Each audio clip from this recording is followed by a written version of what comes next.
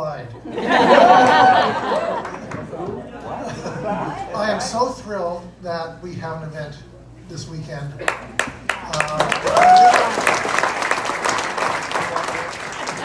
I and my committee retired last year. And Alexander Writer Center said, hey, wait a minute. We don't want this to end. So it didn't end. We're here.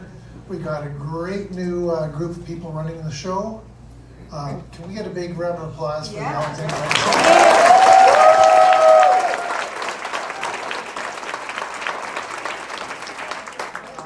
I'm so happy to see all of your friendly faces out here. I recognize most of you. Well, we do have some first-timers here. Can I have any first-timer raise your hand? Look at this.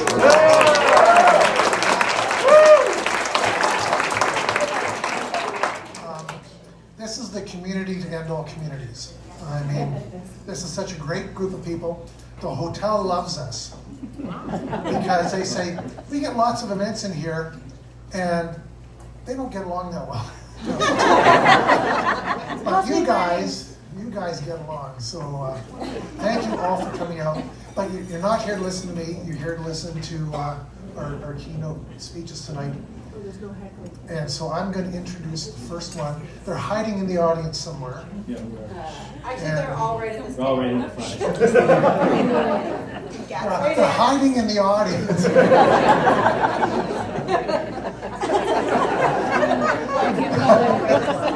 And we're going to have them come up here one at a time and entertain us, because I always find the keynotes very entertaining. And tonight will be no deviation from that. And our first speaker, and I need reading glasses these days, is Premee Mohamed.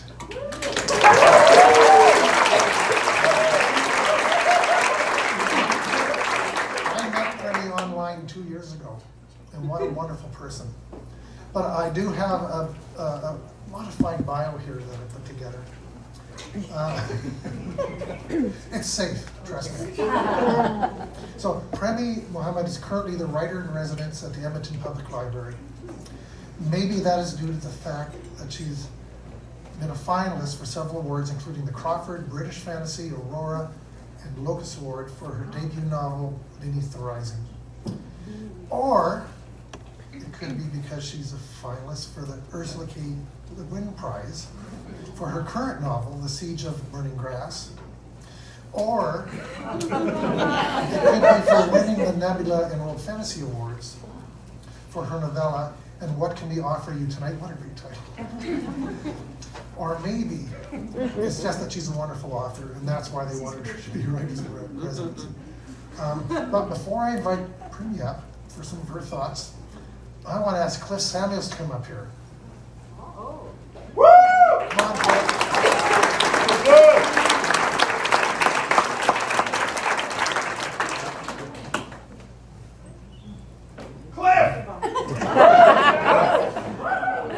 Premee, last weekend you did it again. You successfully navigated the Aurora Awards and won for your short story. Here, I have a little gift, Jodi.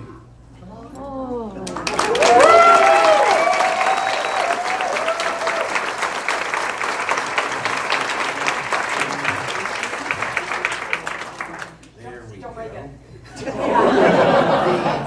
The envelope that we use, Mark Leslie Lefebvre, brought it all the way from Ontario. And treasure it as an extra piece. But in here is... It's in one piece? Oh my God!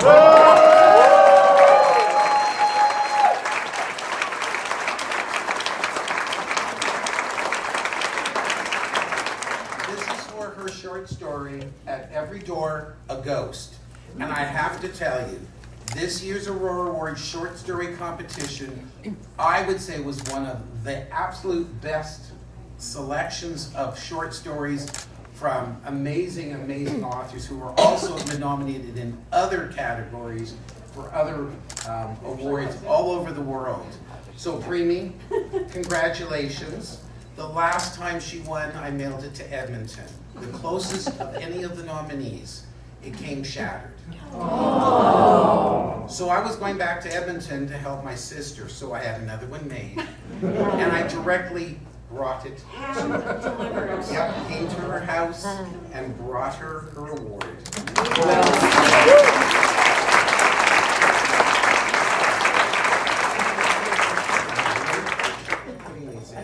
Hold that. Don't let it fall. There we go. Plus, just so you have something to take it home in, we have, I get that in my basement, one of the Calgary World Fantasy bags.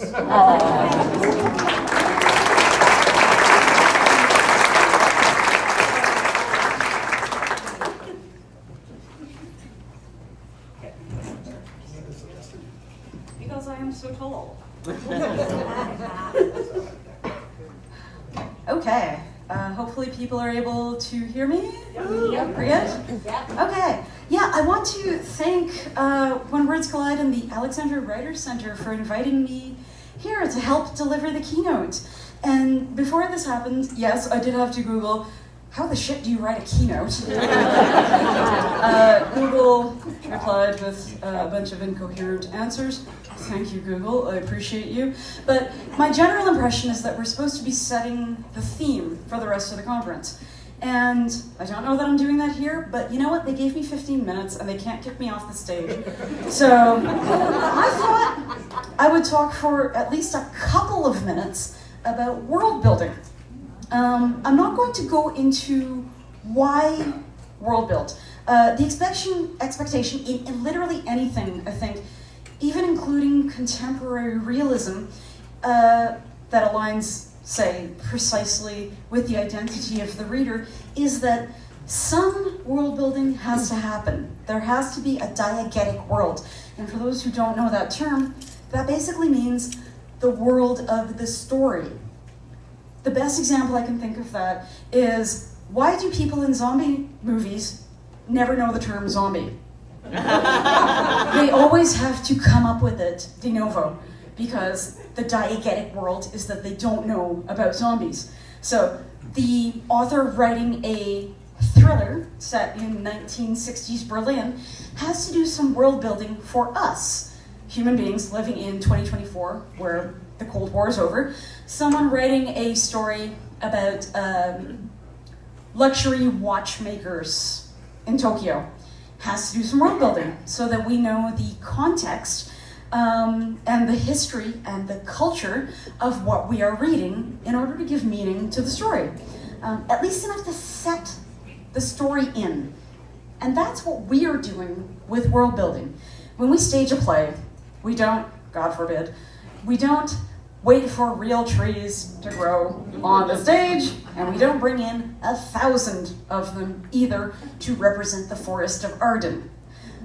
We put in a couple of cardboard trees, and we make sure there's room for the actors. And the audience knows that they're watching a play, and they understand, we hope, how plays work. The reader of a novel knows how novels work, we hope. So there are as many ways to world build as to write, and there are as many processes as there are writers. So I'm just going to talk for a minute about my process. So the way I tend to do it is I come up with the idea for the story, and I world build exactly enough to make sure that the world supports the plot that I want to write, and that it's all load-bearing. That is, it's both necessary and sufficient. And if I remove any part of that initial world building, the entire story is either impossible, it cannot occur, or it doesn't make sense. And then I just write. And I add things as I go, if they sound interesting. And then in revisions, I see if the thing that I added contradicts what I've said before. If it's consistent with the rest of the world, if it's useful to the narrative, or if it at least looks cool in a way that doesn't interfere and doesn't cause my editor to fly across the ocean from England to break my kneecaps in Edmonton, Alberta. So what do I mean by that? I have a note here that says, give shrubbery example. This was clearly written by somebody sober. A shrubbery example. So, in the third book of my Void trilogy, there is a scene where our narrator, the main character, has been summoned by the king and queen that he works for from his prophet's tower and has to cross most of the royal compound to get to the meeting place. And while he is doing so, he encounters, of all things, a semi-sentient moving shrubbery that is moving across the wall and kind of munching things as it goes, and his response is bleh. Kind of, what is that? So that could have been just an interesting thing in a secondary world. The way you narratively justify that is by working it into the plot, and we remember that plot is formed by characters making decisions based on their emotional states and backgrounds. So in this case, the reason it was justified was not just because, hey look, a moving shrubbery. Let's remind people that we are in a fantasy novel. But also, the explanation that the shrubbery is expensive. This is something that only the very, very rich or royalty can have because they have to have someone who maintains it. And this is also something that Nick, the narrator, has never seen before despite living here. Isn't that odd? So he's a little rattled. He has to remember he's almost been put in his place by seeing this thing. He thinks to himself, I thought I knew how this world worked, and I thought I knew how it worked living at the royal compound. Now I see that there are things that I've been excluded from. Luxurious, expensive, inaccessible things, and I am far lower in status than I thought I was. So the narrative job of that is to have him go into the meeting with his head ringing like a bell. I'm not what I thought I was. These people aren't who I thought they were, and I am a worm in this scene, and go. So my editor didn't cut it. Thank you, Dave. Like I did. And so I also want to build the world as it's needed, not at random. So what does that mean? This is something that I find a lot of early career writers have trouble with. They have thought of their world. It's a wonderful, interesting setting, generally. It's full of interesting things. They're not putting the information in the right place. Nobody wants that giant info dump at the start. We're not all trying to rewrite Dune. I always give Dune as an example because I love Dune, but really, you can't have a paragraph that lasts for 3 pages. A better example is one that I learned from Ken Follett, who weirdly enough, whose books I don't like, but who is an interesting writing instructor because he suggests that you put things where they belong. So his example was, supposing you have a spy. What's our spy's name? Our spy's name is Jeff. Jeff the spy is carrying a spy gun. The gun is a Walther BBK. It takes X size caliber. Oh, that wasn't very Albertan of me. No, it does a certain amount of damage if you shoot somebody with it. It's about yay big. The safety is on this side, and it's, it works like this. If it goes this way, it's safe. If it goes this way, it's not safe. And he carries it in a nice holster that has his mom's initials on it or something. I don't care. Maybe not his mom. You could deliver all this information at the start when we meet Jeff. Kind of boring though, hey? Like just bleh. Here's what Jeff carries as a gun. Oh, isn't he a fancy spy? The other thing you could do is work that world building into the plot. So Jeff is now in a situation. He's been paired up, unfortunately, with the accountant who works with him, Marvin. Marvin the accountant, who has never done this kind of thing. He's never needed to do this kind of thing. He's not a field man. What's going on here? They've captured a spy, a Latvian spy, and the spy is now taped up. He's in that chair right there. He's covered in duct tape. His mouth is covered in duct tape. We don't want him to get away, and we'd rather he didn't say anything. And Jeff, the spy, hands his gun to Marvin, the accountant, and says, I have things to do. I'll be back in 5 minutes. If he moves, shoot him. Marvin goes, oh, Jesus God. Okay, I've never used one of these before. I'm not a field man. So this is where Jeff gets to go, oh my God, okay, this is a Walther BBK. It takes XADX size caliber bullets. Here's the safety, it's on this side. If you shoot our captured spy in the stomach, he'll probably die. If you shoot him in the knee, he will be very inconvenienced, and so will we, because we need to move him to somewhere later, but he won't die. Anyways, train the gun on him. I'll be back in 5 minutes. So, what does this do?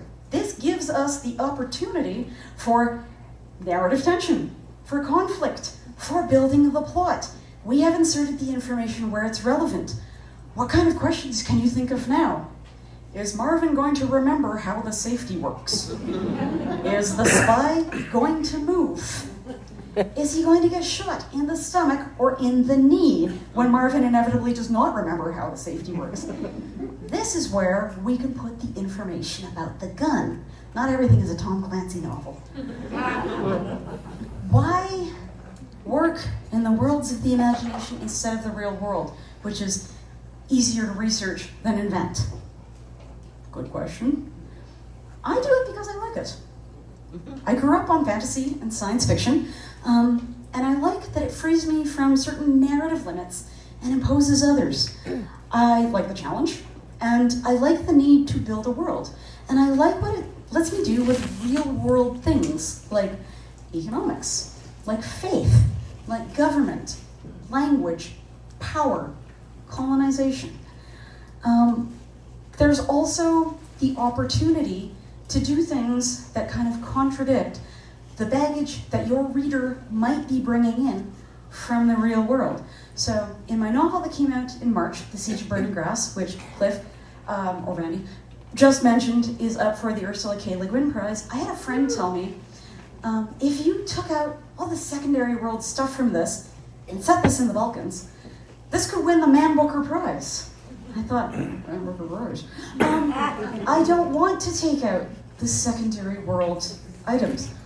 Those are important to me. I want to write a story that is next to the real world and is not set in the real world. So that gives you the opportunity also to make things like accidental thematic motifs. So in this world, just because I thought it would look cool and interesting, one of the civilizations has expended a lot of time and effort into making living things into gadgets, devices, tools, weapons that we, in our current real world, would generally use a non-living thing for. The example I usually give is they use worms as lighters.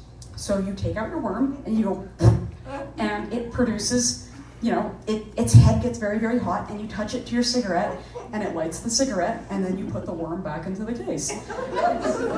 They also use giant wasps as hypodermic needles. They use isopods as tanks. They have started to use pteranodons as warplanes. And somebody in an interview asked me, was that on purpose? That all of these things that could not consent to being used for what they are as part of the war effort, and your main character, who has been coerced into doing what he's doing as part of the war effort, even though he is an avowed pacifist, are you trying to say that those things didn't get a choice, and he didn't get a choice, and he's not questioning it more because the world that he lives in is structured like this? And I said, yes, that's absolutely which is something that I say a lot in interviews. I like making something that hasn't existed before. I find it joyful. I find it often necessary to go on as an artist and a person. Maybe you do too. And I just want to end with a quote from Ursula K. Le Guin, a world builder par excellence, who says, the use of imaginative fiction is to deepen your understanding of your world and your fellow humans and your own feelings and your destiny. Thank you.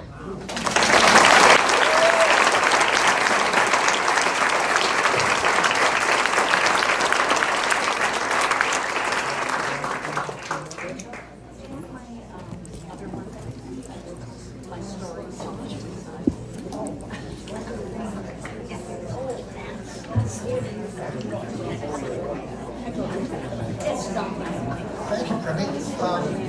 I've been running a long time, but you managed to say some things about wall building that I've never heard before. And I appreciate that. Thank you. Wasn't that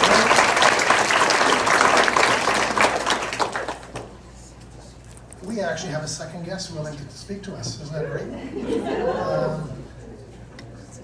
PJ Vernon. I met PJ several years ago at a reading night at the Owl's Nest bookstore. If you haven't been to the Owl's Nest and you're local, please go. They're in the Merchant's Corner, but in my mind, they're the best bookstore in town. So be sure to go there. Thank you, Randy. Anyway, about PJ, I had no idea what kind of writer he was when I met him. He was just there, and he wasn't reading that night. He was just hanging out, and I go, okay, cool, you're another writer. Good on you. But according to the Library Journal, PJ Vernon is a rising star thriller writer. But that's wrong. That's old news. PJ Star has, in fact, risen. His debut novel, When You Find Me, received rave reviews, and his recent novel, Bathhouse, received recommendations from top journals including the New York Times and Oprah magazine. And you can't go bigger than that. And we are very fortunate to have PJ speak with us tonight. Come on up, PJ.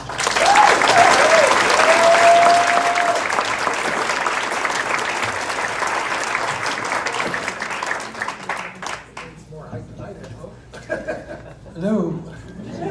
Can y'all hear me okay? Yeah. Thank you so much for that kind introduction, Randy. I was saying during my talk earlier that I like to think of each of us as kind of like a clock, in that if you remove even a single second of experience, the whole day falls apart.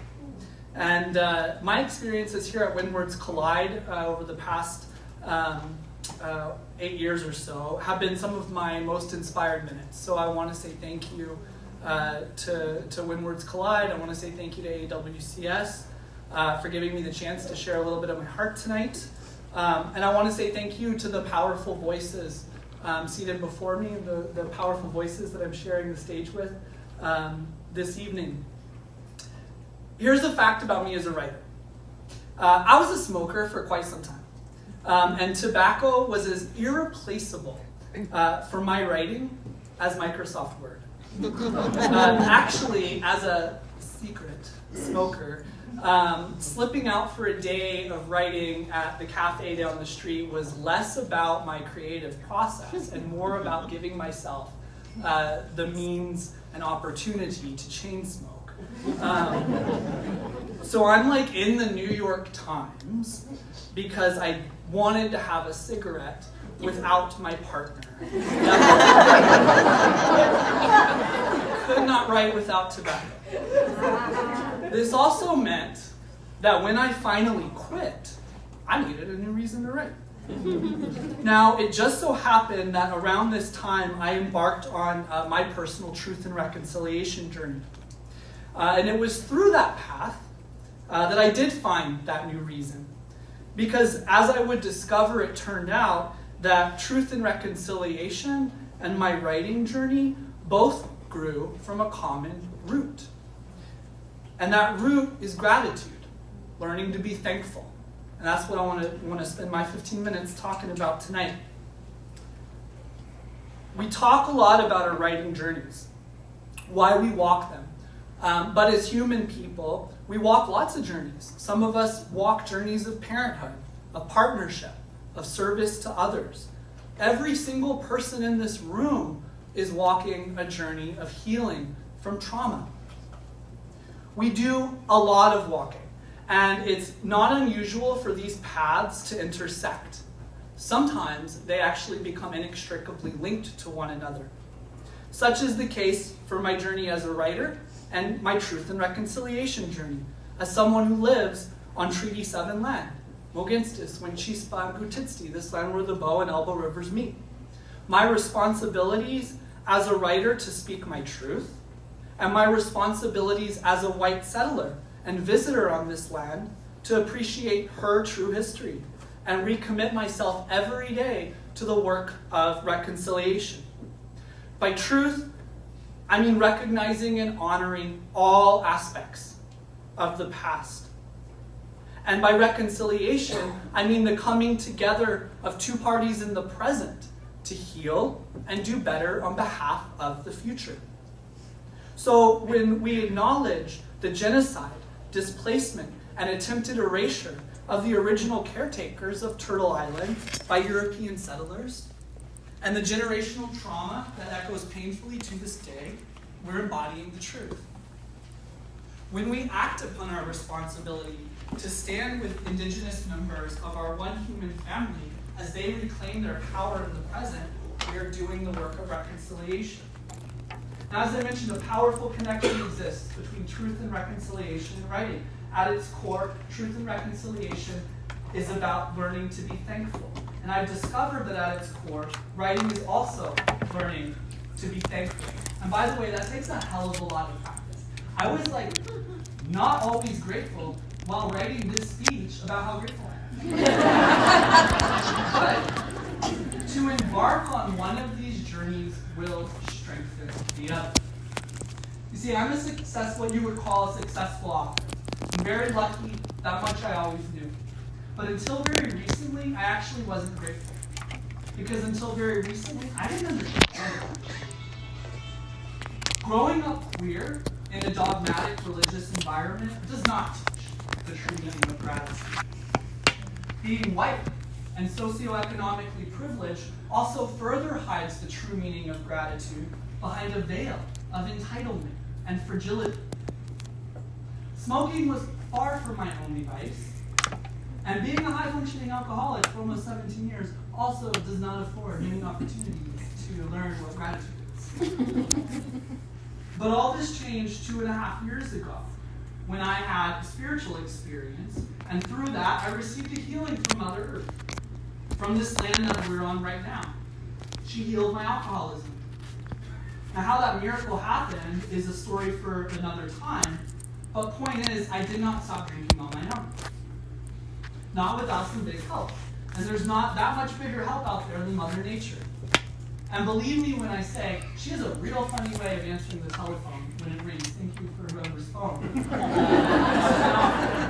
And when she took my call, she gave me a powerful gift in sobriety. Now here's the thing about gifts. Gifts like writing, for example. They teach us things. They teach us grace. When somebody shares a gift with someone who maybe never asked for it and can never repay it, that is grace. They also teach reciprocation. We feel intense kindness in the wake of receiving a gift. But what do we do with that energy? Well, for starters, we should probably learn how to say thank you. Ishnishiabi wuthpe makienen. In Stony, that means they taught me how to say thank you. And if I had to share the biggest lesson and the biggest gift I've received from the original caretakers of this land, it's they have taught me how to say thank you. I'm very lucky to have worked in the past at Calgary Public Library Foundation for many reasons, one of which is I know about a place that used to be called the Elders Guidance Circle. It's now been ceremonially named Children's Lodge, because it doesn't matter how old we are when we sit before an elder, we're a child. And in this space, Indigenous elders give us the gift of their time and knowledge by allowing us to request teachings. And we bring a gift, and if the elder accepts that gift, because it's their choice, then they'll honor that request. Now, traditionally, the appropriate gift to pair with any request is tobacco, because as I've been taught by the elders, tobacco empowers us to say thank you. Tobacco gave their spirit so that we would have something to give whenever we take, to reciprocate.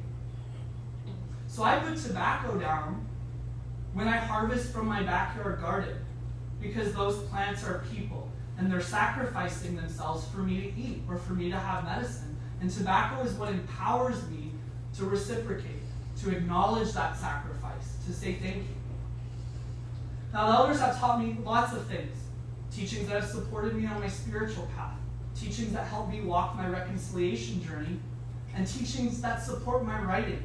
Elder Adrian Wolfleg of Siksika has a real power when it comes to speaking with artists and creatives like me, like y'all.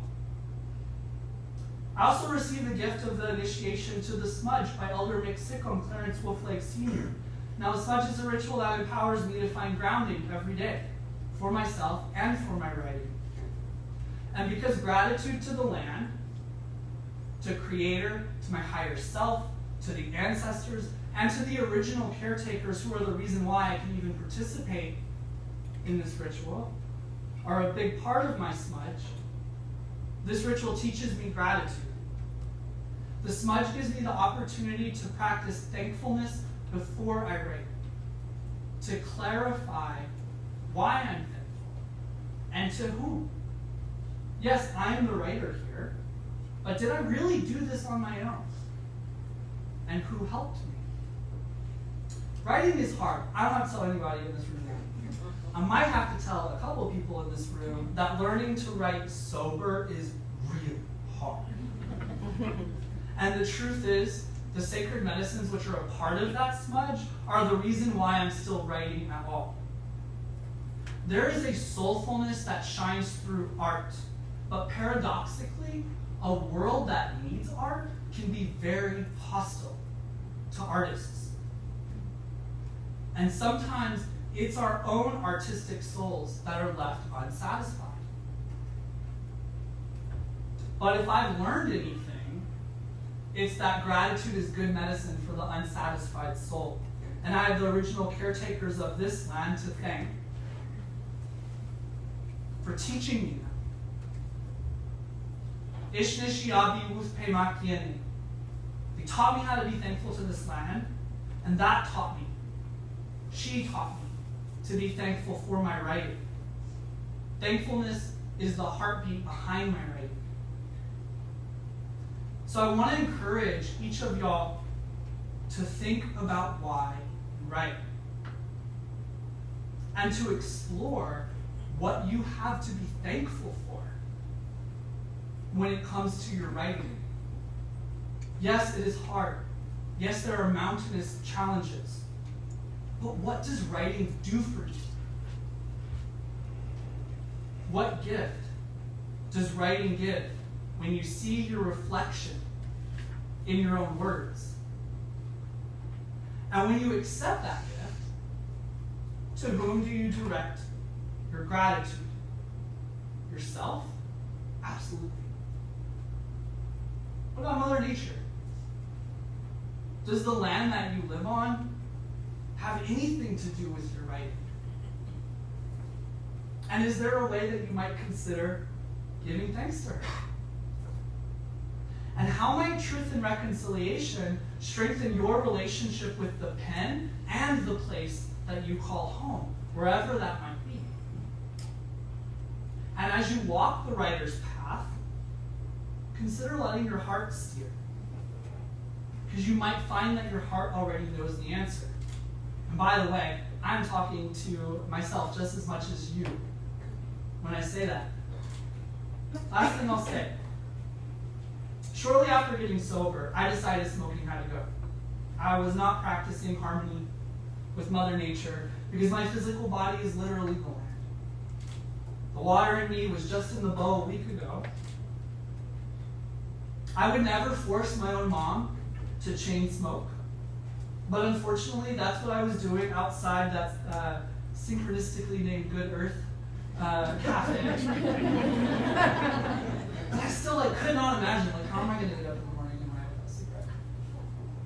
Then it dawned on me. When I smudge every morning, tobacco is the first medicine I put down. But instead of consuming its smoke in service to myself, I'm giving that plant to someone else as a thank you offering to Spirit, to the ancestors, to Mother Earth. I still face challenges after doing that, after smudging, on the page, off the page, but I confront them with the power of those medicines. I experience them at a higher frequency, one with a little more compassion for myself, a little more compassion for others, and one with a little more gratitude.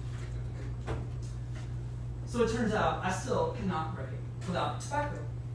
And for that, I am very grateful to Creator. Thank you very much.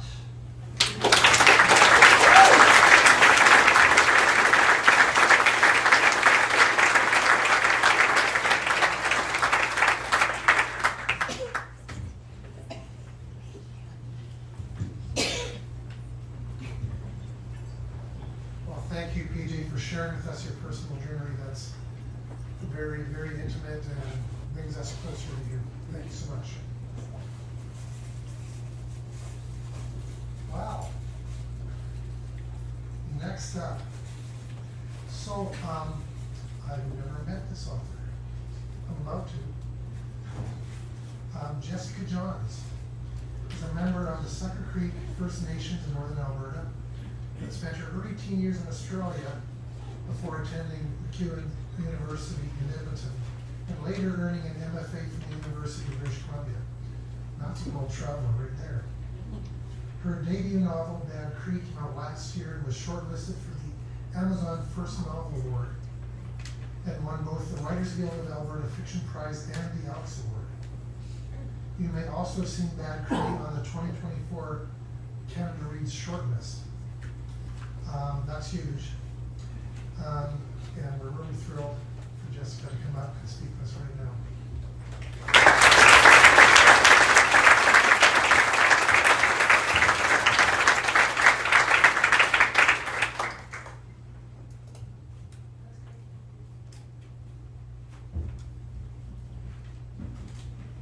Thank you. It's nice to meet you. Thank you so much for that kind introduction. I'm really excited to be here, and I think quite fittingly going after PJ, I think our talks really speak to each other, and so I hope you're able to see that too. And as a hot tip, the way that I get around smoking and making it okay with my partner is I always smoke when I go to ceremony, and I just say it's for the ancestors.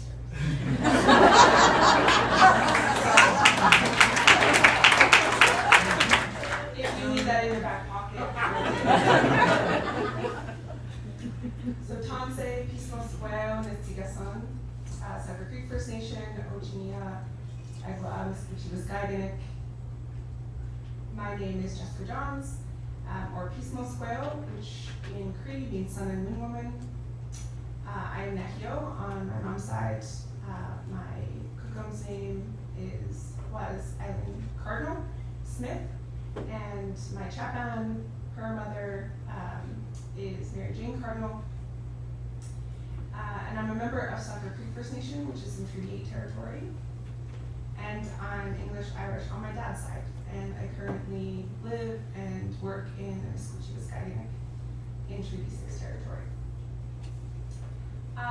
And today I'm going to be talking about treaty responsibilities, our treaty responsibilities as readers, writers, and beings living on treaty land. We're here in Treaty 7, but as I said, I live on Treaty 6 and from Treaty 8, so we're encompassing them all. Our treaty responsibilities are, among other things, to recognize the interconnectedness of our relationships and to respond to them in the ways that we can. As I am a writer, it is my responsibility to use writing in ways that further my treaty relationships, which extend to all living beings here locally and globally, because each and every one of us is connected, and so is our responsibilities to each other. It's important as people who live on this land, as treaty people, that we move through the world with a mind to these ethics. Usually when I say treaty, most people will understand that to mean the 11 member treaties that exist across Canada. I just named 3 of them. But I'm not going to go into a whole history lesson on the specifics of Treaty 6 or Treaty 7 or 8. But instead I want to focus on what the true spirit and intent of treaty is for Indigenous peoples. which is founded on our inherent right to self-determination, understanding, mutual consent, and responsibility. So pre-contact, and before the well-known numbered treaties, Indigenous peoples existed as self-governing nations for thousands of years. Chelsea Vowell notes in her book, Indigenous Rights, a guide to First Nations, Métis, and Inuit issues in Canada, that we had inter-Indigenous treaties that were highly sophisticated oral agreements made between sovereign peoples. Our treaty agreements were so sacred, in fact, that we had specific ceremonies for when we would enter them and when we would renew them. Treaties are how we developed nation-to-nation relationships to ensure peace and understanding across McIsaac, which for Cree people means North, Central, and South America. These agreements involve nations entering into agreements to coexist separately, but also in a mutually beneficial way. But before I add the language to explain treaty in this way, its history, or even the cultural significance of this incredibly important relationship agreement, I was being taught treaty. And you all, whether you know it or not, or use this specific language or not, enter into treaty all the time. We're in one right now, actually, as people who have agreed to be in this space together in a specific way. We enter into treaty when we start dating someone, and we discuss and agree on how that relationship will look. We enter into treaty when we plant our gardens every year. We enter treaty when we make community guidelines. We are understanding how we're going to treat that being, and in turn how that being is going to treat us. When a peace treaty agreement was made between the Crown and Treaty 7, the responsibility to uphold that agreement is on every single person who lives on treaty land. It's not just for the Crown or for Indigenous people or for businesses, organizations, government bodies. It extends to everyone who lives on and benefits from the land on which we derive our nutrients and livelihood. The opposite of treaty is a one-sided relationship, or a relationship without reciprocity and mutually beneficial existence.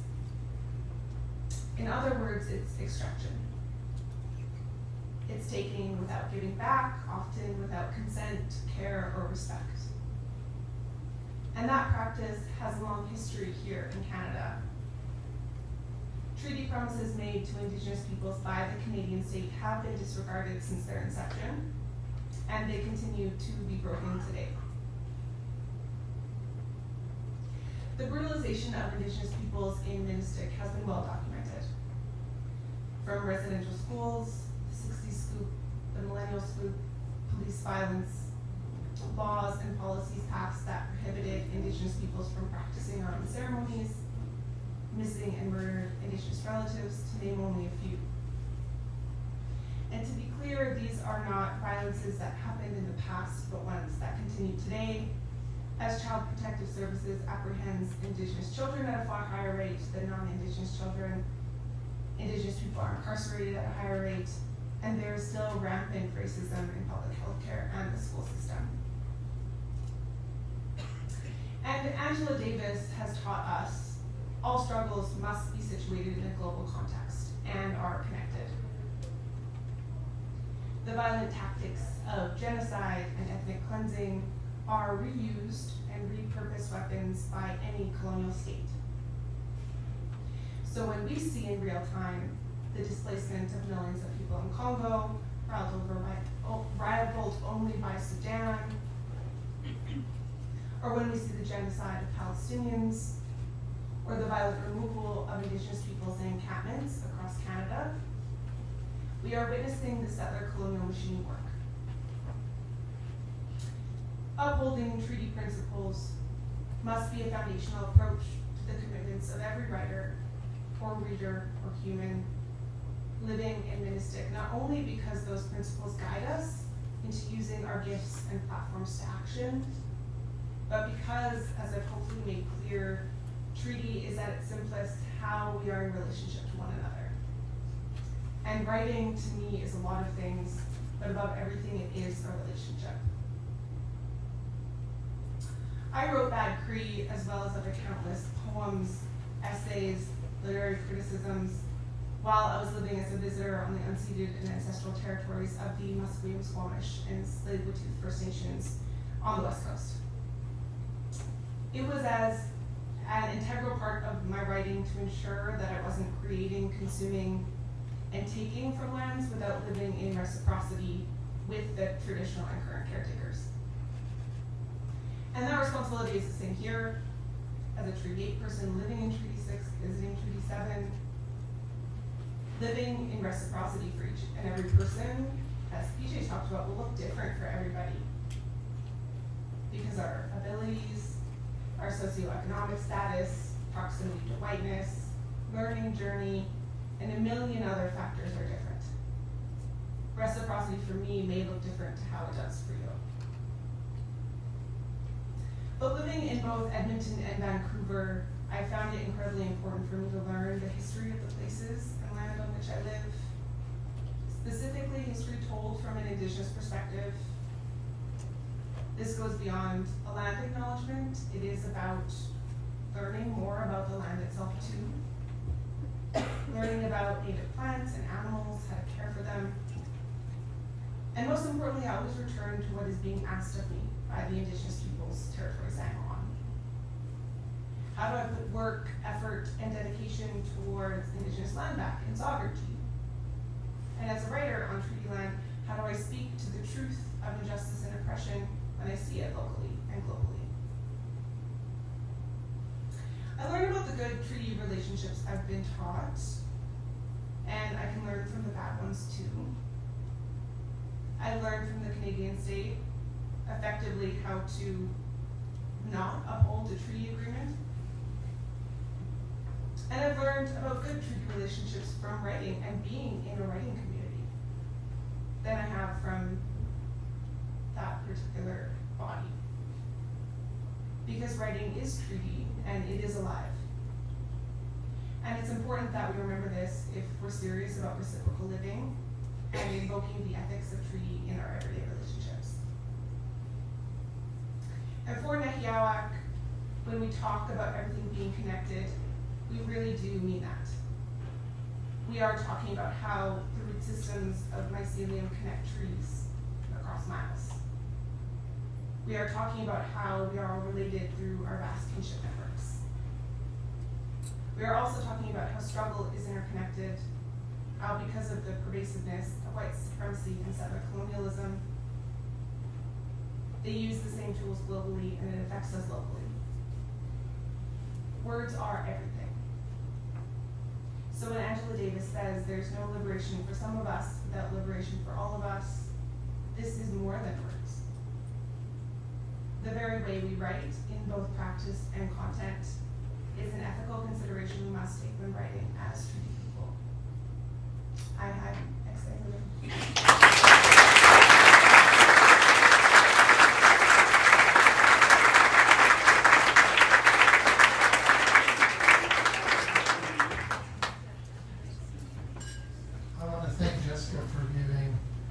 me at least a much broader and deeper understanding of the word treaty.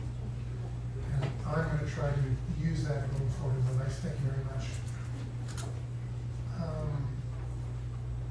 Next up, well, I met Wayne Arthurson years ago.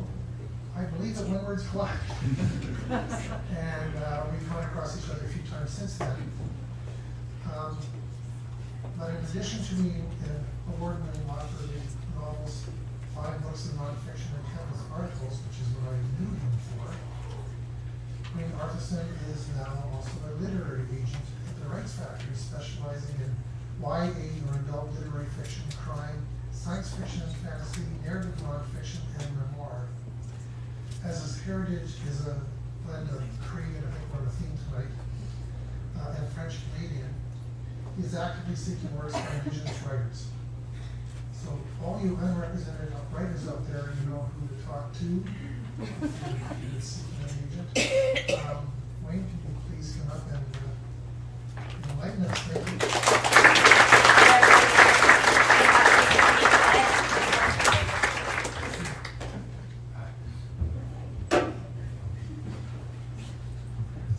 It's Calgary. It's very dry.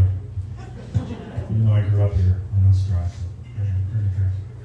It's so nice to play. It's great to be here when words collide again as a guest, not as just kind of cool when they invite me. Welcome. So thanks for coming. Thanks for coming to the conference. I'm going to talk about. Well, I was at a writer conference a while back. I'm not going to say where it was or what we were talking about, but there was a lot of discussion about imposter syndrome, a hell of a lot. And many writers, including those who were published and sold a lot of books, expressed their battles with imposter syndrome, as many of us probably do right now.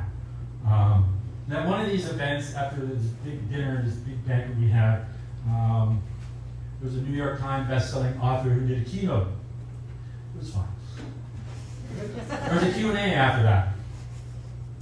And one writer, an emerging writer, came up, and she's a single mother, 2 kids, full-time job, and she asked this New York Times bestselling writer, who was also a mother, how she found time to write her New York Times bestselling novels. Because this emerging writer was having a hard time finding space in her life to write. And then the New York Times bestseller started to chastise this writer, telling her that she had to make her own time. She had to ignore her children, lock herself in her room. Lock her children in a room. Make time, ignore them. And write every day. Because if she did not write every day, this actually happened, I'm not making this up. She did not write every day, she was not a serious writer. So you're wondering why many of us there were having issues with imposter syndrome. And I figured this New York Times bestseller was trying to be well in her comments, find your own space, make a few boundaries, that kind of stuff. She just didn't say it in the right way. And of course, this author also did, in other events, talk about her 2 assistants who did her shopping, did her research, picked up her children. And she had problems keeping these assistants for a long period of time. And we complained that they always were doing too much work for that. Anyways, I quickly realized that I had imposter syndrome too because of these comments, because I have a confession to make. I'm a lapsed Catholic, so Father forgive me for I have sinned. It has been a long time since I did a confession. I do not write every day. I haven't written anything since April. And by the New York Times bestseller definition, I am not a serious writer. Really, the only times in my life I've written every day was when I was working as a writer every day, when I was a journalist, when I was writing ad copy, when I was a communication PR hack. That was when I was writing as a job every day. And even then, I had a few writers who told me that was not real writing because I had to be doing my real writing every day. So I tried. I worked in an advertising company for about 1.5 years. And about a third of my first novel, Financing, was written during my lunch hour at that job. So I would write advertising copy for various things, buy this, buy that. And then 11:45, I'd take a break, eat up my lunch, and then I would start writing my novel. And then at 12:45, I would clean up my lunch, and then I would go back to work. I thought I was pretty cool. I was writing at lunch because I was a cool writer, writing during the day and then writing at lunch. I was writing every day. It only lasted about 3 or 4 months. Because I came home exhausted every day. I was grumpy to my wife. If I missed time because we had a longer meeting, I felt guilty. And I tried to fill in that time on weekends when I was supposed to hang out with my wife, and she would annoy me. There was pressure. I had trouble sleeping. More exhaustion as I kept piling on. I kept keep writing every day, gotta keep writing every day. And then a couple of panic attacks told me I should stop this madness. So I did, and then rather writing at lunch, I hung out with my coworkers. Came home less tired, spent more time with my wife. I slept better, I felt better. I was a better human being, you know what? Months later, when Arthurson shut down and I was laid off, I had time to finish that novel. And I felt I was in a better place to write that novel, so I finished it in about 6 weeks. Sent it off, didn't write another word for about 6 months. And I realized I'm a binge writer. I do not write every day. I write in spurts here and there when I have the time, when I feel the time is right, when I feel part of the story is ready. Or I have novels in my head. I'm going off topic now. I have novels in my head that are always going. Doesn't mean I'm always writing. I have novels in my head, and if I am not sitting down and writing it, there's a reason why for me, because it is not ready for me to sit down and write. And I do that all the time. I'm always writing my head. I'm writing my head right now. Part of my always brain is thinking about the story I may write. Some of these things I have done work on, and I have files on them. They're old, thousands of words. And one day I'm ready, I'll return to those. And I'll finish those books, or not. That's just the way it is. But I'm here to tell you, I know some people may see this as blasphemous. Some people cheered when I said that. Some people may go, I don't really go that way, whatever. You do not have to write every day. It's up to you. The process I dealt for me works for me. It may not work to another writer here, there, anywhere else. And that's fine. Just gotta find your own process. Own your own process of writing. Don't let anyone tell you that it's not the right way to write. Because here's the thing. There is no correct or proper way to write, regardless of what kind of writing you're doing. There is no correct, proper way to be or live as a writer, except what works for you. So as I said, find the process that works for you. Live it, be it, and don't tell anybody. Don't let anybody, including me, even though I have all these novels out, tell me that's not right, or you're not serious. And another thing, just to wrap it all up, in all these conferences we get advice and things like that. I always tell people, take the advice you want and use that, and just push the other stuff aside. So if you hear what I'm saying, go like, that doesn't work for me, man, screw you. That's fine. Thank you very much.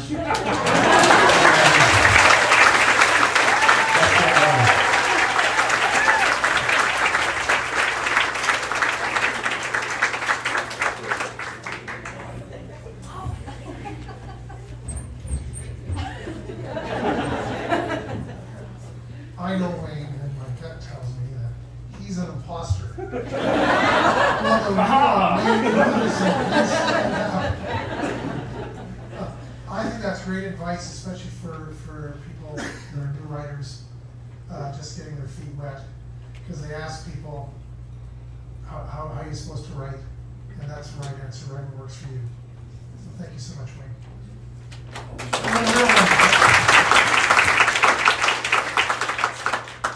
Okay. Ooh, we're getting down to the end here. We've got two speakers left. And second last, but not second least, does that work? Tash McAdam is a Welsh-Canadian author, activist, and educator, passionate about the community building and social justice. Tash mentors trans youth through the Generations Project, a program they sit on the board for and were instrumental in founding. Their latest novel, No One Left By You, is included in the Kirkus list of best books of 2023. Tash's work has been praised by Cohen Choir, School Library Journal, Junior Library Guild, and has been banned from most of Texas. So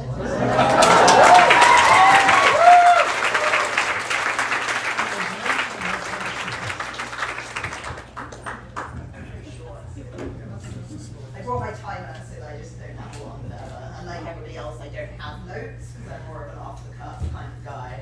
I'm Tash McAdam. I use neutral pronouns, they, their, them. If you don't know how to do that, it means that when you're talking about my great speech afterwards, you're going to say they were amazing, their show was fantastic, and I just really want to hang out with them. I forgot to put a start on my timer, so we're going to do like a 30 seconds before that. So I was not sure what I wanted to talk about today, and I've been having some really interesting conversations across yesterday and today about my book, which is Trans-Led Murder Mystery, and about trans and queer identities, and what they look like in the world, and who we are, and what we're doing. And the amount of lack of information that I find in the world still is quite shocking to me as someone who works with teenagers, because they are on top of it. Right? Like, I walk into a classroom and I'm like, hey, what's up? I'm trans-masc, I use neutral pronouns. And they're like, hey, me too, let's go. They're on it. But if you haven't had the exposure, you haven't had a chance to meet people at practice, or even understand anything about that, it can be really confusing and hard. So I thought I would take us back to the Hays Code. Do we know what the Hays Code is? The Hays Code is the rule that they made in Hollywood that said you can have gay stuff as long as it's not gay, unless it ends horribly, in which case that's fine. So if a gay character is going to commit suicide or die or be shot whilst their lover mourns them, great. That's the gay rap that Hollywood is into. And that has coloured all of representation for the queer community for all time. Even though that the law has been repealed, it is still very much present in our media. 2017, there was an internet revolution called Bury Your Gays. And if you missed that, what happened was in a very popular young adult TV show, they had a lesbian main character who fell in love, had sex for the first time, and then was shot by her father figure 5 seconds later. It is not the only time that that has happened, by far. But this is one of the most famous young adult pieces, and because of the way that the world works now, because of social media, because of the internet, people are able to connect and talk about it. And so this huge wave of outrage among young people happened. This is the only character I've ever seen and ever felt connected to, and then you shot her in the head. That's what I had to see. I'm 36 years old. The first trans-masc book I ever read was called I Am J, and it did convince me that my life was going to be horrible. I had no idea of how to be a successful queer or trans adult, because there weren't. I didn't hear the word trans until I was 20. You try and figure out who you are when there's not even a label for you to connect to. And that's very different now. We have all these words. Too many words, I would say, in some senses. I feel like I get it, but also can we use some umbrella terms? Because it does get a bit manic after a while. I have one kid who uses 11 different identities on different days, so it's just a bit maybe chill. I love you, you've got it, and we'll figure it out together, but oof, you're really high standards for the people talking to you. Maybe you just need to take it down a notch here. Back in the day, the queer and trans rep, it was horrible, it was really negative, and it was mostly read by straight people, so it wasn't accurate anyway, even on the bits that were nice. Now we live in a much better, industry for putting forward different stories from different marginalized backgrounds. But we still always have to be mindful of the ways that we have been programmed and indoctrinated by the work that we grew up with. Because we are watching things and seeing things and hearing things over and over again that tell us these same truths. They're telling our young queer and trans people, you'll never be happy, you'll never be anyone, and if you do, one of you will die. That's not the message we want to put out there, right? Nobody wants that. Save the children! They are the future! Up to 25% of children aged between, I say children, but small town, children between 14 and 24 identify as queer in North America. So that's the US and Canada, which obviously, the US is not doing great in many places, but are countries that have had conversations about queer stuff in politics. They have talked about gay marriage. These things have happened and come forward and changed. And so we have this representation. The average number of queer people in the world by population that will come out is 1%. Somewhere between that 25% and that 1% is the actual number. But because there are 36 countries in the world that I can't go to with my passport because it has an X mark on it and they will throw me in jail, we'll never know what the stories of those people are like unless we can help them and find them and keep doing that work here to show everyone that there is another way to be and that there is new information that they can have. when I was working in South Korea, they don't have queer rep in South Korea. They thought it was really nice that I lived with my wife, my best friend, and we shared a bed together, and they really loved our close friendship. Single bedroom apartment, same bills for everything, married, sure, best friends. A charming thing that happens though is that my teenage boys would sit on each other's laps and do their hair and makeup and stuff, because that lack of queer representation meant no queer phobia. They were not afraid of being called gay by showing intimacy because there was no fear, because nobody knew what gay was. We were secrets, we were underground. There was actually an underground gay railroad for me in South Korea, which was real fun, but that's a different presentation. So I want to touch a little bit on how you, as potentially non-queer and trans people, can be more aware and be more inclusive. And my main thing that I want you to take away is think about the question, where are your gays? Especially if you're writing sci-fi, like set in the future, where did we go? When I grew up reading science fiction, I was like, these dystopias have murdered all the queers, but they're not talking about it, but that must be what has happened. There must be some sort of genetic adaptation, because queer people are born to straight people. The straights keep having queer babies and then complaining about us. It's terrible. That was a joke, come on. So when you were making your world, right, your world building, we had that wonderful presentation from Premee, like we asked ourselves lots of questions, right? Like what the colonization, for example, is a really common thing to inspect in fantasy and science fiction, because there's lots of like going to new places and exploring, and therefore new cultures and new ways of being. But none of them are queer, ever? I know, it's weird for me. I'm like, hedgehogs are gay, whales are gay, dolphins are gay, we're everywhere. Like, just literally the whole world has gayness in it. So, just put us in. We don't have to be main characters, we don't have to be front line, we just have to exist to know that you think that we're real people who deserve to be in the world. Because when you over and over and over again cannot see yourself in anything without crawling for crumbs, it just tells you that there's no one like you, and there never will be, and that you're not real and you don't exist. Like, that's the takeaway. Like, you've got all confused feelings, you don't know what's going on, and then you're reading, and oh, nothing that resonates. Great. How fun. It's not fun. When I was 11, I went to the library to ask my librarian about a book for girls who wanted to be boys. As I said, didn't get to the word trans until I was in my 20s. I come from very small town Wales, like I used to dig sheep out of snowdrifts kind of small town Wales. It turns out I'm not the only gay in the village. My dad has written me a recent email to tell me that we are now the gay lane, in fact, and there are 5 known gays on my population. And it's very proud. People think this is single-handedly my work for being out in Shine Newton, a very small Welsh town, and just being like, what's up, old people? I'm happy home on your trip there. And they're like, what's going on with your head, and your piercings, and your tattoos? Oh, you're just a person. No, that's cool. And that's how it goes. And my village is in fact very queer friendly, and it just kept like living there, basically. Because over and over again, fear is what stops people from having that connection. Fear and ignorance, right? If you don't know anything about something, it's really intimidating. I think for a lot of writers I speak to, they're too nervous to do it wrong. They're like, what if I mess it up? Like, I don't want to do a bad queer rap. 2 tips, don't kill them. And maybe do some research. It's not that hard. Again, we exist everywhere. Read some gay blogs, you know, listen to a gay story. Have someone have gay dads. I don't know, have a trans kid in the school who's on the soccer team. It doesn't matter, as long as they're somewhere in there, then we know that we are part of your world. But when we feel detached from that, it separates us from hope that there's going to be change in the future. Because when I'm talking to my queer community, I'm glad, man, like we're killing it. As a group, we get on great, and we're doing our thing, but in the wider world, we're still like, I'm literally on more banned book lists than I am on like good book lists. I was on the Kirkus Best Book of the Year list, which is the fancy one. I don't love Kirkus because once they called me transphobic, so that was a bit of a thing. They straight up did. Apparently, the trans identity of my main character was shoehorned in. He saves a life with his tape up on his chest. Like, what straight boy could ever do this? None. Anyway, I get distracted because I have ADHD, and that's kind of how listening to me goes.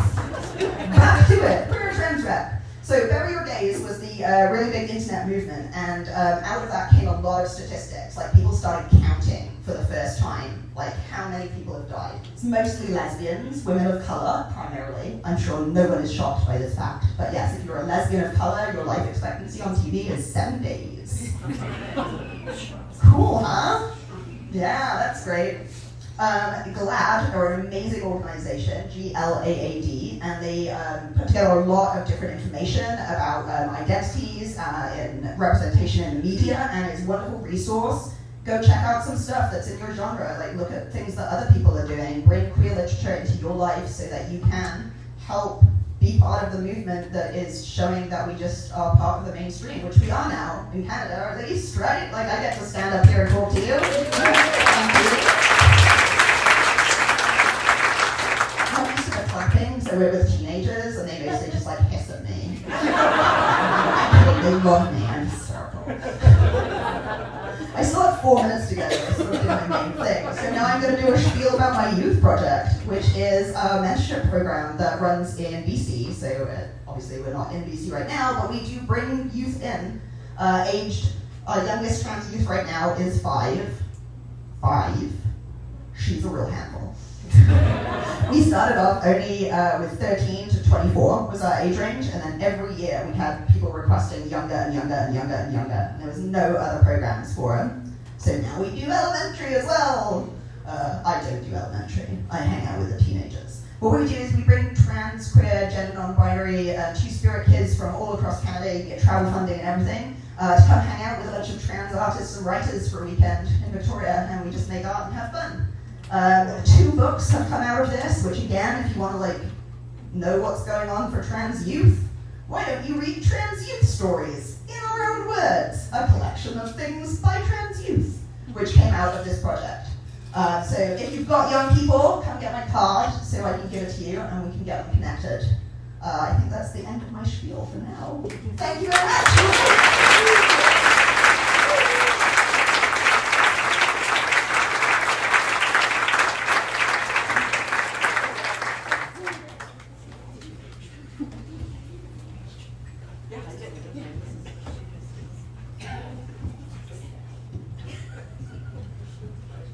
Tash, that is some horrible recent history. I'm so glad things are changing for the better, because that's just scary. I mean, you can be part of it, Randy. I am part of it. Exactly. We can all do it. I have non-binary characters in my books. You can do it too. We have 1 speaker left, and I'm not going to have to adjust this mic because he's got his own mic. I was first introduced to Jack Castle a few years ago when Bryan of Edge started working with Jack, and got some book promotions through Edge and took a look and was quite impressed. But it wasn't until this weekend I interacted with Jack and discovered what a wonderful person he is. Jack is great, and I know you're going to enjoy his keynote because I went to a session earlier and got a sample. But as an introduction, Jack Castle is the man of adventures, Hollywood stuntman, theme park designer, tour guide, case officer, criminal justice professor, publishing instructor, husband and father, to name just a few of his pastimes. And in his spare time, he writes novels that consistently land in the Amazon Top 100 list. I could go on, but Jack's right here, so I'll just have him continue.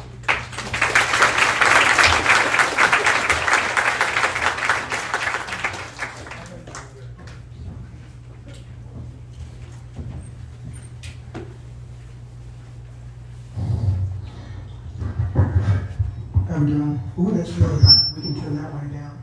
Yeah, perfect.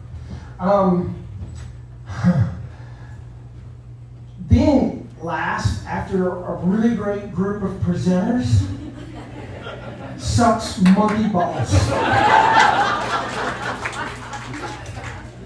When you get these wonderful presenters who are writing literature, hey honey, how did your lecture, your keynote speech go today? It went terrible. the first presenter got on the stage, and the first thing they did is announce all the literature awards she won, and they gave her an award right in front of everybody. Oh no! Sorry. Yeah, sorry, you should be. Never apologize for your success. Well, that sucks. I don't have an award. Okay. Jack, you're fine with that one. Oh, thank you. Yeah. We'll get into how nice you guys are later, okay? So then the next presenter gets up there, and this is again me talking to my wife, because nothing is real until I tell her. We've been together 30 years. Most people don't remember anything about me. They don't remember I was a captain of a ground missile defense site. They don't remember I was a Teenage Mutant Ninja Turtle whose cooling suit broke in the crotch and it looked like I was wetting my pants in front of 20,000 people. No, you know what they remember? Oh, you're the guy married to Cinderella. That's what they remember at Disney World. Well, honey, the next presenter, after the one who won all the awards for everything in literature, the next guy, beautiful guy, gets up there, and he gives one of the most tear-felt speeches I've ever heard. I was like, oh my gosh, that was so moving. Way to go, you jerk. And then we get two more that are fantastic, that are changing the world. Changing the world for the better. Yes, go ahead.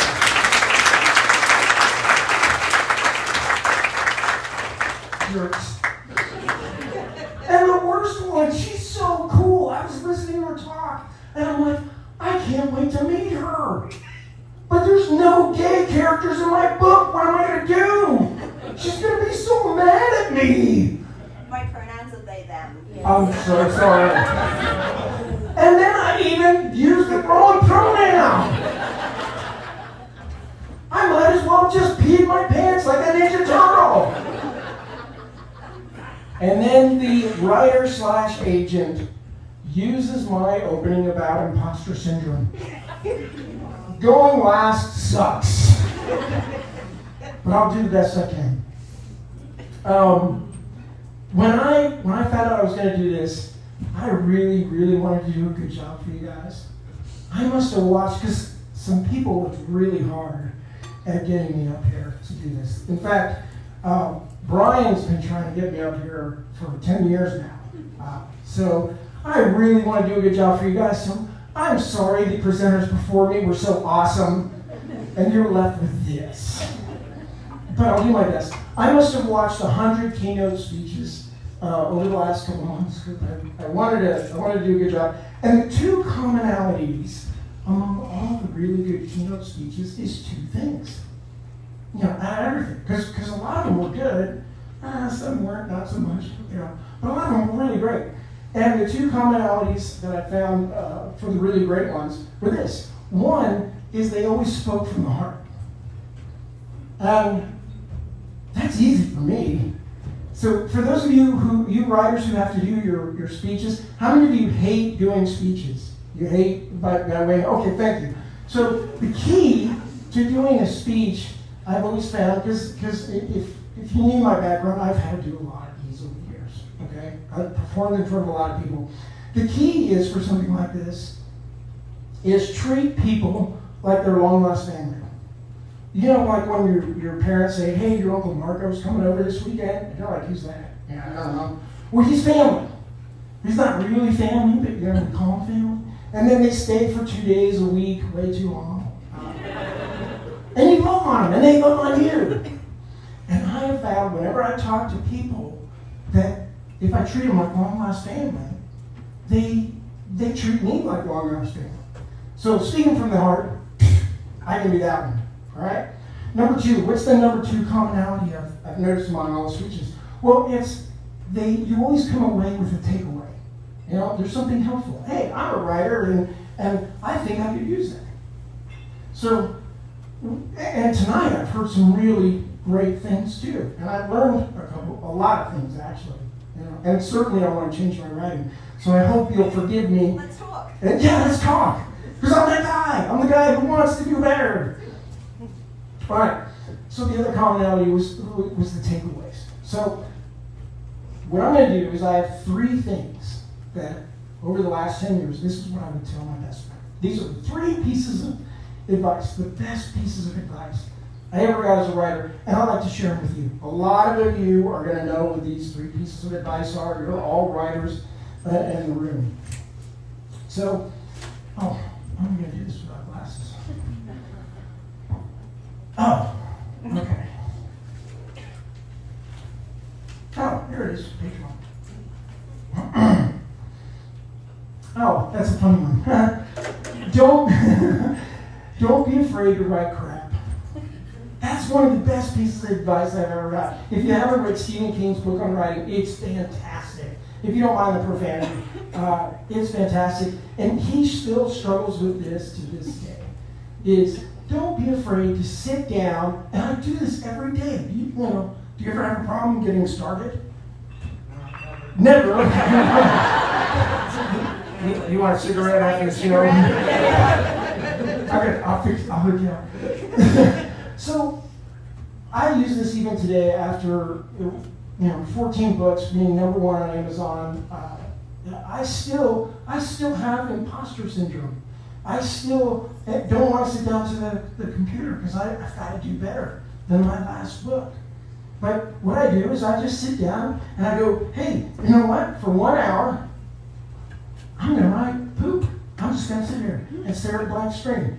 So don't believe me, try it. The next time you guys are struggling to write something, or get started, just say, hey, from 6 o'clock tonight till 7 o'clock tonight, I'm going to just write crap. And it works. I don't know why it works, but it does. Here's #2. I want to speak to these 2 because #3 is important. #2, I had the privilege of reading George Lucas's autobiography and Stephen King's autobiography in the same week. And again, because my law enforcement background was Homeland Security, one of my jobs was to look for patterns. And the pattern I found among these 2 men was their tenacity. Now, most of the people in this room know the story of Stephen King, right? Every rejection letter, he had a nail that he put in his wall, and he hung every single rejection letter onto the nail. And what happened to the nail? There were so many rejection letters, the nail actually fell out. And a lot of us would have given up. We would have said, forget it, I'm done. The nail fell out of the wall. How big of a sign do I need? Not Stephen King. He goes out the back door, he lived by the railroad tracks, he was 4 at the time, by a railroad spike.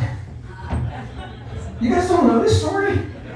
Oh yeah, he takes a railroad spike, and he puts all the rejection letters in the railroad spike. And it stayed there until he got his big break, which was carried. George Lucas, I had the privilege of working with George Lucas. He cast me as Han Solo for Star Wars weekends. Great guy. Just everything you'd want him to be, he is. He's just fantastic, a great dad, really a great individual, a lot of fun to talk to, play with. So the other thing about George Lucas is we all know Star Wars, right? Boom, Star Wars. So this guy sold Star Wars and Lucasfilm, Indiana Jones, to Disney for $4.3 billion. He's a success, right? Huge success. You can't get a bigger success than that. Okay, well, 1977, before Star Wars was released, which a lot of people don't know, and George backed this up, is nobody wanted it. Can you believe that?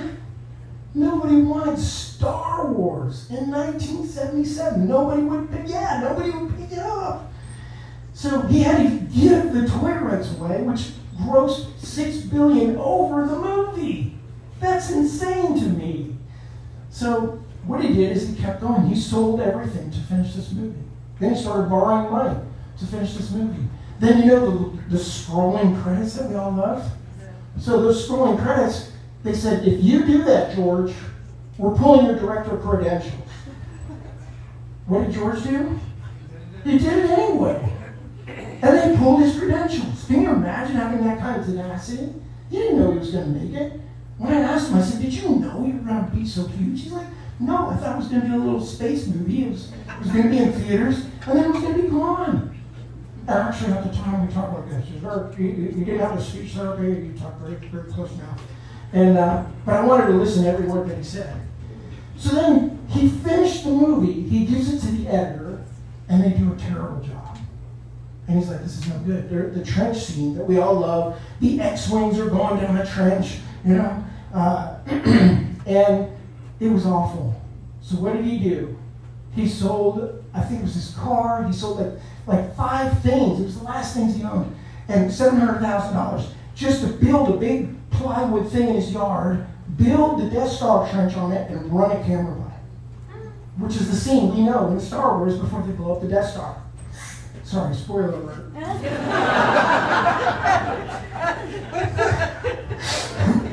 I hope that's not a spoiler for anybody, I really do. So, honey, yeah, so then I spoiled Star Wars. You what? Yeah, spoiled Star Wars.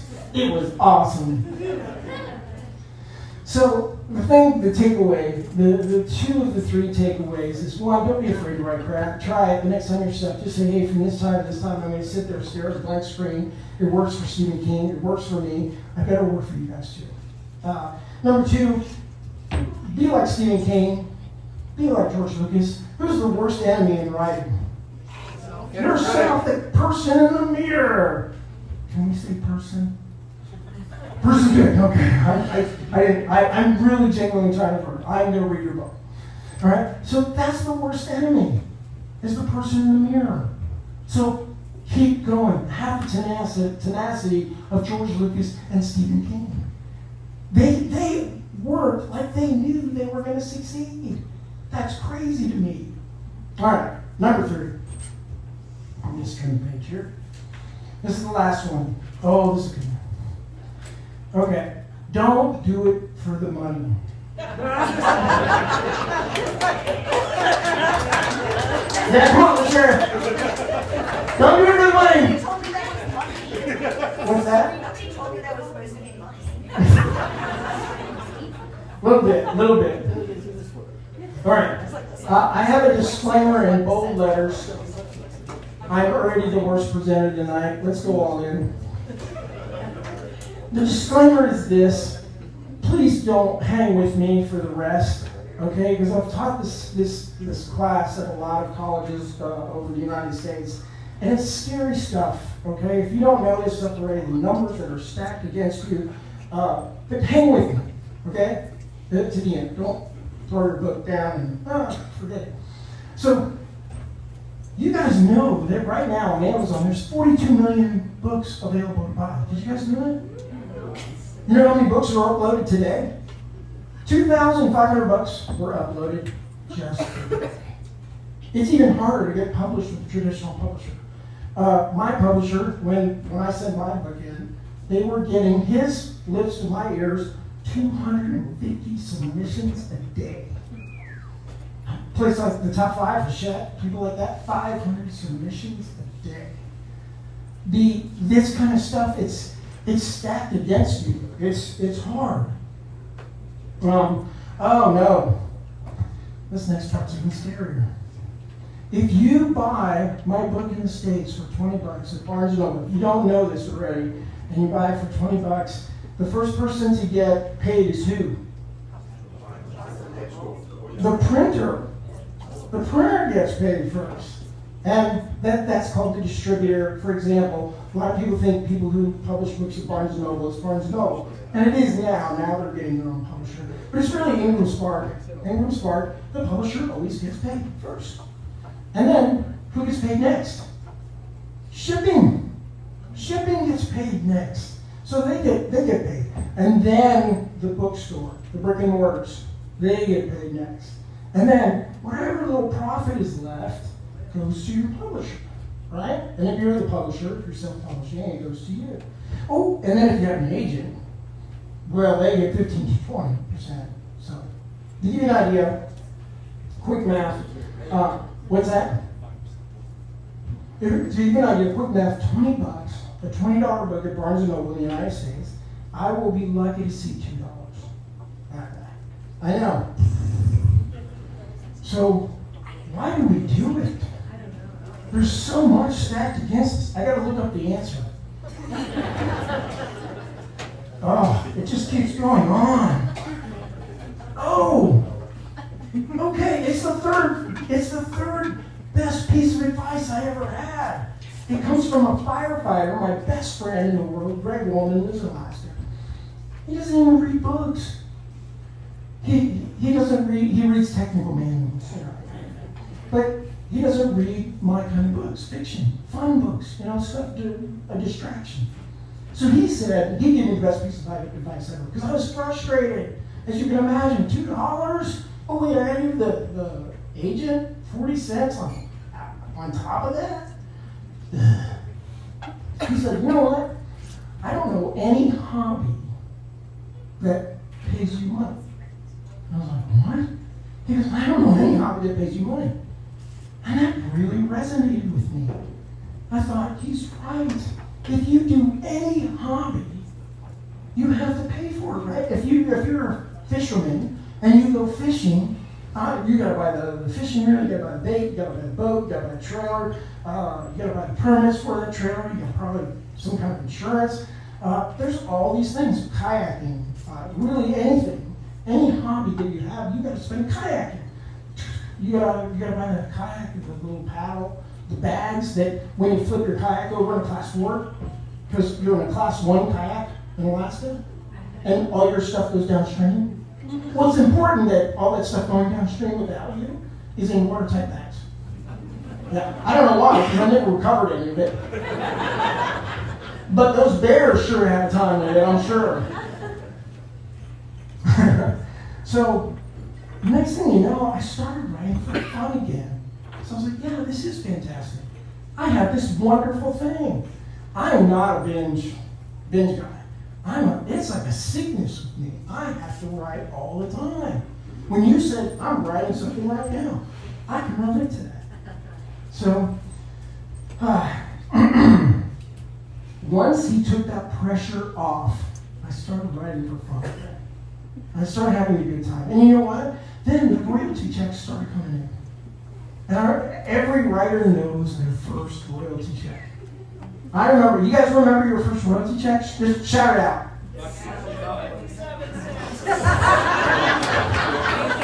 I didn't hear, but everybody around here started laughing. What was it? 57 cents! Woo!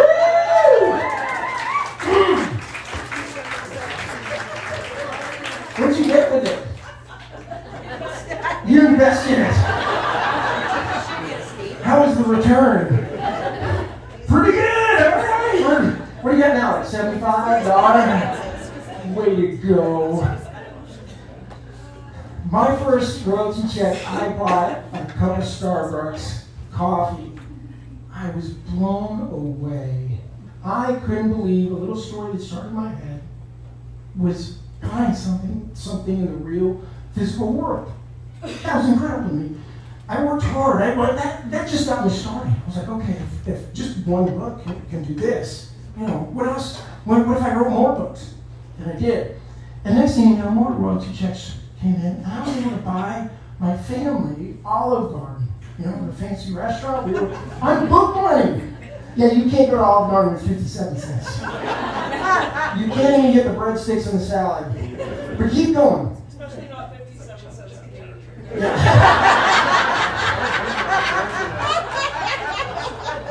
As I've recently discovered. Yeah. So then after that, there was 1 month where we were kind of short on cash. I have 2 kids. We were short on cash. And I paid for groceries for an entire month with book money. What?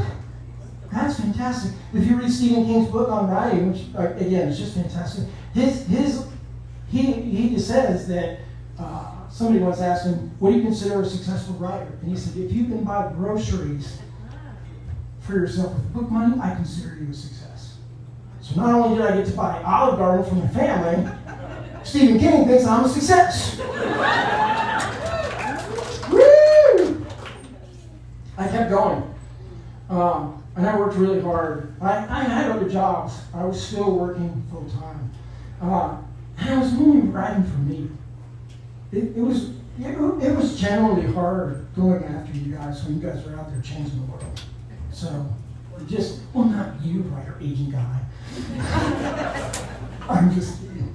So, I write for fun, I write for distraction, but I was writing for me. Right from the beginning, when I was a little kid, 6 years old, 50 years ago, I write for me.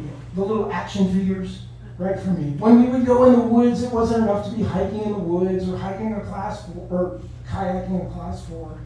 We had to be on another planet, filled with dinosaurs, and we were rescuing scientists. It wasn't enough. I write for me. And then something happened. My daughter got sick at 8 years old. Couldn't get out of bed. Feeling helpless, I had already been traditionally published by this point. Feeling helpless, I decided to pull out an outline that I'd written back in my Disney days when I was in the tunnels. And it was about this combat pilot who got shot down overseas, and he wakes up in this stranger world. And he has to find his 8-year-old daughter who was kidnapped. And every day I would write a chapter. And then at night, because she would only wake up at night, and went to eat. And every night I would read her a chapter. And the best thing happened. She had the most wonderful comments. So the character's name is George, and he would say something like, "I can't open the damn door." And my daughter would go, "Dad, we don't say damn." And I was like, "Oh, that's good, I'm putting it in the book." So I put it in the book, and that's how we wrote the book. I have about 24 beta readers that don't agree on anything. The best example I can give you is Bryan and Chelsea. Ryan will read a chapter and go, "Hey man, what's going on? We haven't shot anybody, there's no action. What's happening?" And then you have Chelsea. And Chelsea will say, "Hey, it's been a while. Nobody's in touch with their feelings. Can we do it?" They never agree. And for the first time, after reading Stranger World, they started all agreeing. What's happening? So I kept going. And then they told me, "Look, you need to drop whatever you're doing, and you need to keep writing this. We don't care about you. We don't care if you make money. I care about you." I'm just using you as an example.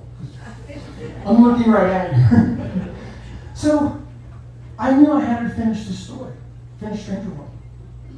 So we did. We finished Stranger World. I think I have a prop. Who bought the last copy, by the way? Oh, there it is. Thank you so much for letting me hold on to this. He found out there was only one copy left, and there was a room full of people, and he goes, "Hey, who gets the last copy?" I was mortified. I was like, "What do you do in this situation?" So my publisher very wisely said, "Highest bidder." No, he got the last book. So the reason why I bring this up as a prop is a lot of times people ask me, "Out of all your books, what's your favorite book?" And I always say the first book my daughter and I wrote. Stranger World, when they did the cover, I don't know if you can see this, but they said, "Look, we got the lamppost man, we got the Dauntless, the ship in the sky, we got the pterodactyl, we got the robot." But if you look in the middle, you see a dad and a daughter going into the mist. So the cover artists, they said, "Hey, listen, we know you want this dad and daughter going into the mist. We got everything else, but can you give us an example? Like a photo or something?" So I said, "Well, as it turns out, we were in Alaska, and this fog rolled off the beach, and my daughter and I walked into the mist, and my wife snapped a picture, and so I sent them the picture. Well, they scanned it, and that's us. That's me and my daughter."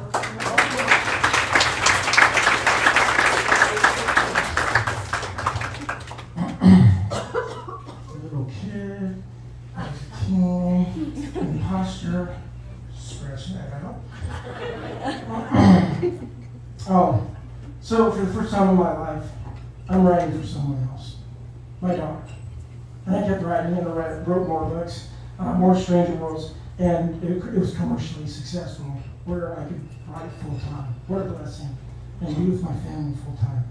So then something wonderful happened. As the book started reaching more and more people, I started getting emails and messages from people. And I'll just tell you about 3 of them, because I want to wrap this up. The 3 were, it was these girls in Florida. They turned the AC down to 60 degrees Sorry, I don't know what that is in Celsius. Really cold. Minus 15. What's that? Minus 20.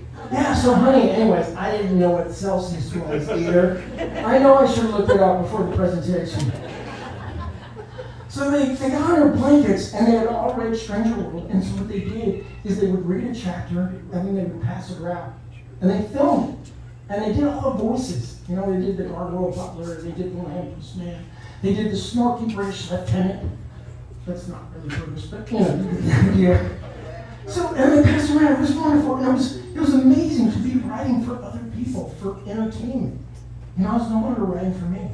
Well, then, something pretty cool. There was this middle-aged woman who, she sent me a video of her. She made a lieutenant costume, okay, the main character. And it was fantastic. Just amazing. And I actually, there's quite a few cosplayers that play Stranger World, and they come to Barnes & Noble book signings, and it's just amazing that people are this into the story. And then the one that really stands out was this woman said, she sent me a message, and before we did get the help she needed, she said, hey, I didn't blow my brains out today because I wanted to know what happens in book 3. So we spoke, and I have a little bit of training in this.